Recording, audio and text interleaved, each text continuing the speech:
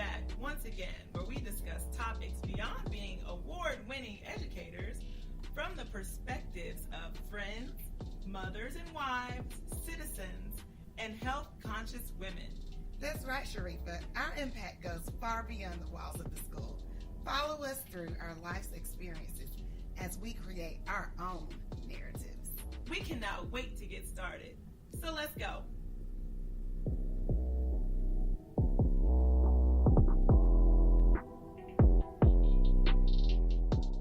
And we're back. Welcome. This is a Sunshine exclusive. But I do have a special guest with us to kind of help us dissect a specific area of education. So this is a teacher talk, and we wanted to make sure that we focused on teachers and entrepreneurs as well. And this phenomenal woman hits both of those, having been a past teacher and also an entrepreneur and a creative. So I want to introduce Miss Stacie McClam. Did I say that right? No, it's McClam, but that's okay. McClam. Clam like the seafood. Okay, because I act like I know how to say every single word in the book, and I just don't. But it's okay. It's a part fine. of me. I answer to anything. Nah, cool. So the cool thing about you is that we're both from California, so we're doing double sunshine today. No sweet tea. Sorry, sweet tea. Sorry, girl. So how we like to start our show is with the friend fix. And I know that you've listened to a couple episodes. So basically it's kind of like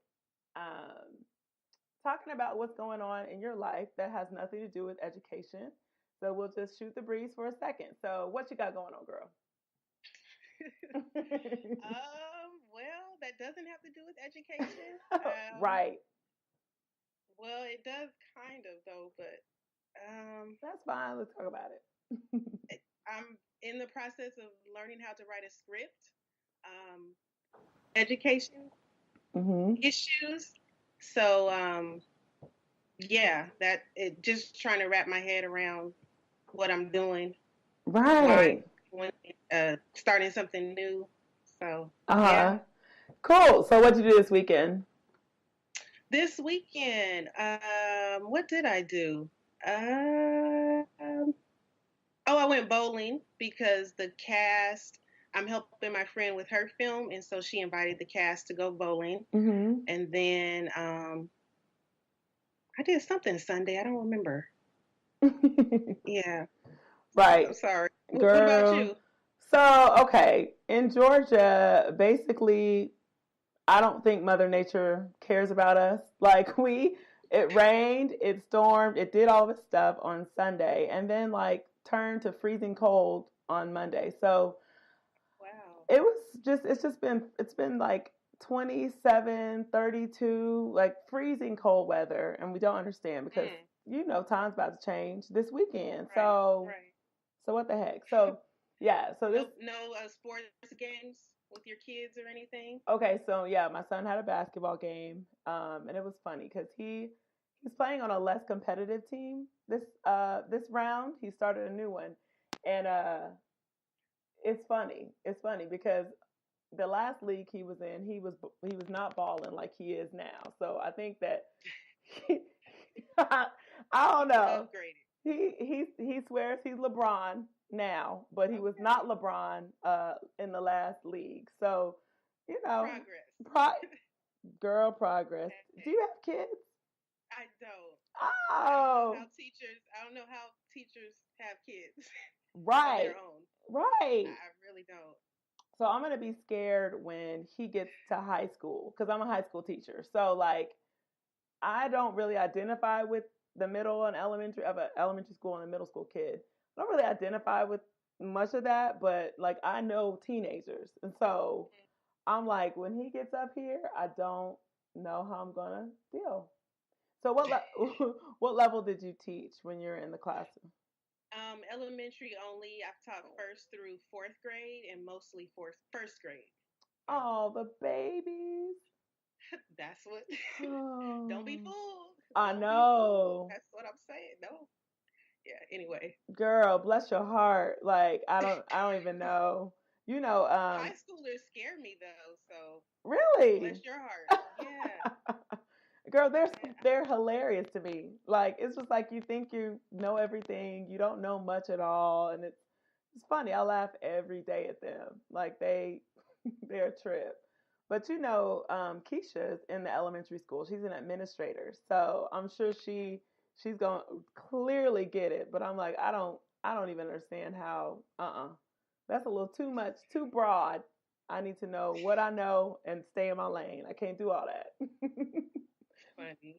so so thanks for that little mini friend fix. And I do want to kind of talk about um, self care because I believe that friend fixing is a way to self care, and we get together and we talk about things that aren't related to the classroom, just because I feel like teachers kind of need to step away sometimes. Okay, so I really want to talk about you some more because I was super excited to even come across your Instagram, and I'm so excited about all that you're doing. So I really want to know about just like you have a book, right? You have Yes. um, you have a book, and you have some other really cool things going on as far as outside of the classroom. So do you want to tell us about yourself? I'm gonna ask you some questions too. So if you talk, Okay. Excuse me. Yeah, so I resigned at the end of last school year, mm-hmm. and I just had to get it off my chest. So I initially just wrote because I had to get it off my chest, and then it ended up being a book, and so it was published last July. Mm-hmm. And so it's a really short read. It's called School Dismissed: Yeah. Walking Away from Teaching. Yeah. And yeah, I mean, it talks about why I left teaching, teacher trauma, childhood trauma that I saw with students. And so I want to make a brand out of School Dismissed. So I'll have the Mm. book, and I want to have future books, but also a film called School Dismissed. Yeah. And then I don't know, maybe a web series down the line. I just want to bring education issues to the screen because I feel like people, like, they think we're playing. They don't believe teachers, I don't think. And I'm like, Right. you guys need to see, because I have friends that aren't teachers and they don't believe, or even family don't really understand and believe what I used to tell them. Mm-hmm. And so I'm like, no, you need to see it because it's not okay. And it bothers me because I've taught mostly Black students, and Mm-hmm. like, it's just not acceptable that we're allowing this. Yeah. And so I want people to see, to help. So Yeah, I mean, I love that so much because we even, I think they played around with a reality show. I know it's called Chalkboard Wars a while ago, and it was in New Orleans. And it was this like, first of all the teachers laughed and joked because it wasn't real. Like, you literally had 8 kids in a class, and you're 1 year out of LSU or wherever, and it was just this young blonde, and she just couldn't take it, and she had to quit because two big boys were fighting in her class, and I'm like, like I really wish, I right. I wish that it was a real situation. I think they could do that because it was a charter school, so they couldn't really get into a public school. There would be too many red tape or whatever, but and get into like what really is going on in the mindset, and get into, you know, things that our teachers are doing that is good, things that teachers are doing that are bad, like, you know, and I agree what you're saying about how a lot of people do think that it's a game or that it's just fun and you have the summers off, and um girl, even people saying, can you watch my kids this summer because you're gonna be off. What? What? What? No. What? No. Oh yeah, oh yeah, you're used to that. No, it's, I mean, when we break, we have to break. And that's something too that a lot of teachers don't realize. They're too busy trying to get more money or whatever. But so like, tell us about, I know that you said it in one of your articles that like you said de-stressing is more than getting a massage and drinking wine, and that we talk about that too. So like, how do you describe this like self-care? I don't know what it is. It's a trend. I can't really explain what's going on with people talking about self-care. So tell me your take on it. Yeah, so I mean, it does seem like it's a buzzword now. A lot of people are talking about it, but it is definitely important. Mm-hmm. And um, for me, I did not practice self care. I should have. Mm-hmm. I wanted to. I think I tried to, but I wasn't really effective. And so I think it's more teachers like being aware that what is not serving you, what's not working for you, Mm-hmm. like acknowledging it first, because some people may think, oh, well, I'm just, teachers are supposed to sacrifice anyway. Like, this is just what teachers do. Right. No, like, you No. should not have to. No, you need to Mm-hmm. put yourself first, Mm-hmm. because you can't give, just like mothers, you're a mother, you can't give to yourself and your family if you're not filled up yourself in any relationship. Right. And so it's teachers, I just feel, always put themselves last.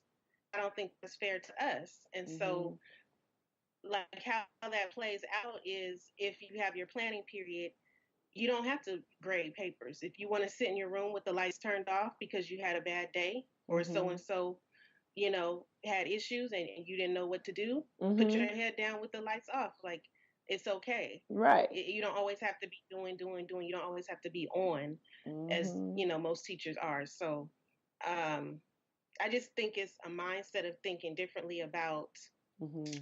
yourself, like what's working and what's not, and taking steps to help um,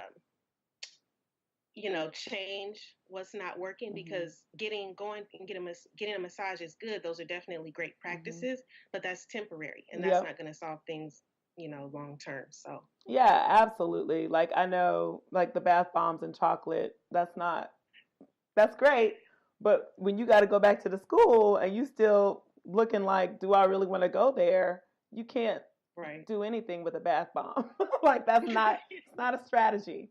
So That's not a strategy. it's not. No. Um, but I do like that, and I had this conversation with one of my administrators at my school. Was like doing the podcast is like self care for me. Like I I can see need that. to be able to talk about a lot of these issues and a lot of things that are going on, and just be able to let it out. And a lot of teachers really aren't able to talk about the real stuff. Like they can talk about the kids and they can talk about all this other stuff, but I don't find a safe place, even in the school building, for them to be able to like just really vent without being negative or without being, you know, solution based, all that stuff, which is fine and it's true and we should be positive, but there also is some reality to being a teacher. And I do love what you said about like not I'm starting to think of us as like comparing us to corporate workers.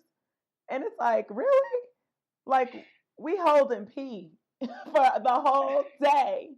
Like Right. that is not humane. It really Mm-mm. isn't. So in that, I know that you, because girl, I'll be following you on IG and all, but I know that you were highly, highly following the Oakland protest. Right. So, like, what were your thoughts about it? Because you're in LA, it was so close to home, and they did protest in LA in the beginning of Mhm. this year. Yep. So, Yep. so tell me your thoughts about that, like as far as just being having been in and being from the outside, like that's a whole different perspective than people who are like, oh yeah, let's give them what they want because they don't know, and then also teachers who really understand that part. So tell me your perspective on it. Yeah, I was like, so, like, I wish I was in Oakland. Those Oakland teachers were not playing. I know. Because I saw Denver, the teachers, I saw Mhm. Los Angeles teachers, West Virginia. Oakland was not playing. And Oakland, one of their issues, same with LA, was that they're asking for school psychologists. Like, they were not just talking about money. Right. They're asking for school psychologists to help the teachers with the trauma that these kids have, because Right. we don't know what to do. Like, Right. it's like I really don't know what to do. And it's Hmm. teachers asking for help, and I would listen to the testimonies that they'd have of teachers they'd interview, and it's like Hmm. they're asking for help. Right. They're not They're asking for asking, money. yeah, And girl, because I'm from the Bay Area, so the right, cost of living is insane. And the fact that that was not even like a major platform, because those teachers need to be paid more, number one. But that wasn't even what they were focused on, which speaks so highly of their desire to make the system better. And I was just like, you know, I wouldn't really say I want more teacher pay compared to what they're making and the cost of living in Oakland. Like they are the ones that really, really, really need to be able to live in the same city that they work. Like that to me, insane. insane. Yeah, and they were getting paid. They are getting paid a lot less than teachers in the whole Bay Area, Mhm. and they're dealing, East Oakland, West Oakland, Mhm. like those kids are coming with a lot of issues. Yes. Those schools don't have nurses. There's 22 nurses for like 37,000 students. They're Mm-mm. asking for, social workers, of course, behavior therapists, anybody, interventionists that can help. So I Mhm. fully support them. They say they got what they wanted. I don't Right. know. The strike Right. is over, but Mhm. we'll see when they actually get their money. But Right. Yeah, I mean, so thanks for all the updates that you were posting because I was like, okay, this is like a little bit more of, I had a couple of different people I was following with it, but I know that you definitely posted a lot about it and seems really invested in that particular cause. So that was cool. Um, so I just want to know, like in LA and Oakland, do you know if they have a union? yes, Okay. yes, So yeah, in they both Georgia, do. we do not have a union in Georgia. That somebody told me that, and Hmm. I think it was in Maryland. Someone in Maryland DM'd me that too, and I was like, what? Nope. Yeah, okay. So we pay for coverage. We have a organization that covers us, but as far as unionized, we're not. So it makes it a little different when I don't we don't really even understand what being having a union means as far as like access and privileges and all of that. Like we don't have an idea about it. So I mean, So, yeah, go so ahead. when you say covered, does that mean like if the teachers have an issue with the pay salary or any issues, how does that work? So it's not about pay. It's about like mistreatment. So Hmm. we pay into Page, which is just like a teacher. If there's a liability being a teacher, so if there's a fight that breaks out and it's your fault, then you call Page. If there's, um, if an administrator's going hard on you and you feel attacked, then you call Page, and then they handle whatever it is. But it's not like a anything that. First of all, we don't I don't know. I know maybe two people who've called Page before, and there's other representation groups that you can choose. So it's not only one. Um, and so by doing that, that was like, oh no, she didn't. Like that's definitely the last straw. It's not like a daily thing. It's in case of emergency. If something happens, you have legal rights to an attorney. They tell you how to handle different situations, but it's not for everyone. It's for Hmm. individual circumstances. So, Hmm. yeah, Interesting. right. I Never heard of that. right. It's I mean, and opposite, we never heard of like a union. So it's like, okay, so what does that mean? And I mean, controlling how much you make and all that stuff would be cool, but I don't know how organizing in Georgia would work with no union.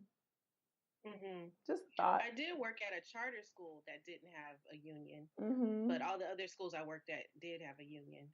So when you So were yeah. you in LA when you were working? I've taught in LA, Denver, and Washington D.C. Oh, okay. So you were in Denver. I was there this summer. It was amazing. Oh, really? I loved Denver. Loved it, it. it's nice, but like those kids, ooh, Were the people kids don't know about Denver either. Yes, It's a lot of mental health issues with those kids. Oh my gosh. Yeah, I we landed and not connecting mental health with African American people, but I did not understand how large the population of African Americans were in Denver. Like the mayor is black. I didn't know that. Yeah, I didn't even yeah, know that. We were like, oh, okay, cool. And then someone did tell us yeah. to go to Aurora. We didn't really, but Aurora. but we were. I mean, it was the vibe was totally West Coast, which I love, but also just very kind of cool. Everybody was very welcoming, which was a nice experience with the kids. Yeah, what were So, you there? Oh, oh, sorry. girl, just vacation. What were you? Oh, okay, that's hmm nice. Yeah, I took the kids to the Rockies. That's Okay. my thing. Like I'm kind of a nature girl. Well, not kinda. I really am. And so we went and checked that off of our list of national parks. And Nice. yeah, so it was a great experience. I loved it. That's about it. So you work in DC too? Uh-huh. Okay. Yeah. Whew. That's where I started my teaching career. Okay. Uh, that was very rough. That sent me actually to Japan the following year Okay. because I was like, I can't do this. Came back, taught in Denver, and then that I was like, I can't do this. Uh-huh. I went to Kuwait. Then I was like, let me try it again. Okay. Okay. Back to LA. So I've tried. I've tried. I was committed, and now I'm just like, I can't. So you definitely did extinguish all of your options. So, Hmm. so let's talk about well, let's talk about that. Let's talk about the teacher trauma. And I know that I know that you mentioned a little bit earlier that it was like a mess or whatever, but like, what are your thoughts about teacher trauma? And then just tell us a little bit about like what you think teachers should do about that. Yeah, so it's actually there's a lot of research on it, and hmm I'm not an expert. I That's just okay, girl. know, the little things I've learned trying to figure it out myself. But Right. some people call it secondary traumatic stress, hmm vicarious trauma, compassion fatigue. But it's basically it can be like a form of depression hmm where the teacher feels like they're not, they don't have any personal accomplishment in terms of doing their mm job. So they're not fulfilled because they can't help the kids because of whatever reason, lack of resources. So they see these issues in the classroom, but there's really nothing they can do, and they can't really teach. Or in my case, I taught, and people, thought I was a good teacher, I guess, but it wasn't to the level that I knew it should be and could hmm be for these hmm kids because of all the other issues. So the teachers unconsciously taking on their trauma because the kids are so much, and it's not just like two kids in the class with issues. hmm It's like multiple kids in the class, and hmm every class, like the whole school, hmm needs help for real. And these, like I said, are elementary students fighting like grown men and women, hmm just angry. And teachers have to deal with anger every day, like all day. Getting out the car, you feel angry. It changes your lifestyle. Like you're always on edge. hmm You have trouble relating to people. At least I did hmm outside of school because you're always like just anxious of what's gonna come next, like how to get ready for like you're going into battle. Like it was Mm. serious. Okay. Yeah, It I was could see serious. that. And just having worked in a Title One, I mean that was so the thing is, growing up in the Bay Area, definitely like I didn't have very many African American teachers. So when I became a teacher, I was like, I want to teach in a place where the kids would see me and I'm giving back to the community, kind of like the one that I grew up in, all of that, like compassion for a better community and all of that. So, Mm-hmm. of course, I'm teaching in a Title One school and realizing, like, dang, you know, this is a service, but every teacher does not have the same job description that I have. So it's like, am I crazy that I'm running into this fire? Like, who does that? But I think it really is, a drive to make your own community better. And so I did feel a while, because I'm 16 years in the game. So a while ago, I was feeling like they need to scratch this whole neighborhood and start over. Like it was definitely. So I definitely identify with the idea that you can be traumatized, you can be worn out, you can be tired, and I think that it's really important to remove or look zero it down to the reason why you're really there, and say bump the rest, because that can be a thing too. But I understand that after a certain amount of years, even if it's 1 year, depending on what your goals were going into it, that could be traumatizing. So I appreciate you sharing that. And I know you say you have tons of stories to tell. but but I'm sure I'm sure every teacher has their story about what they have going on and the stresses that they're going through. And I do encourage teachers and who are listening, or mamas who are listening, to have some grace on each other and ourselves, because we can only do so much. Right.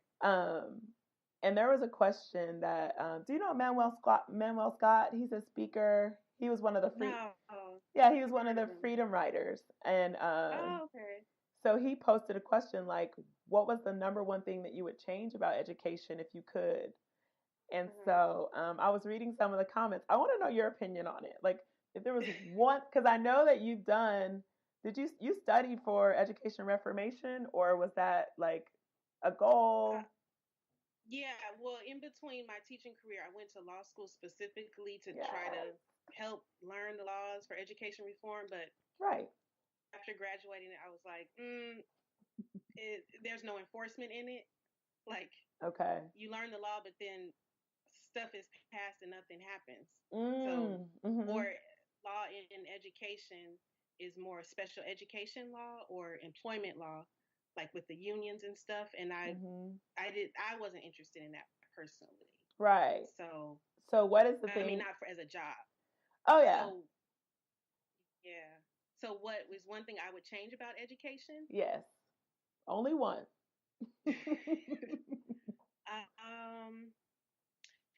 Just the purpose. So, yeah, the purpose, in my opinion, should be to train or help kids, be critical thinkers and creative, which they say that's what the Common Core is doing. I don't really agree, but actually helping kids be, entrepreneurs and knowing what their purpose is, like to help. When I say purpose, I mean to help the whole society, to uplift society. If you're training people and you're not training them in the best way, they're not going to be beneficial to society. Right. So it's kind of like a waste.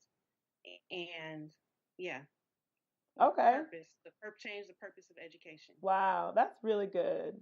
That and so we did poll our audience a little bit, and the majority number one vote was small class sizes.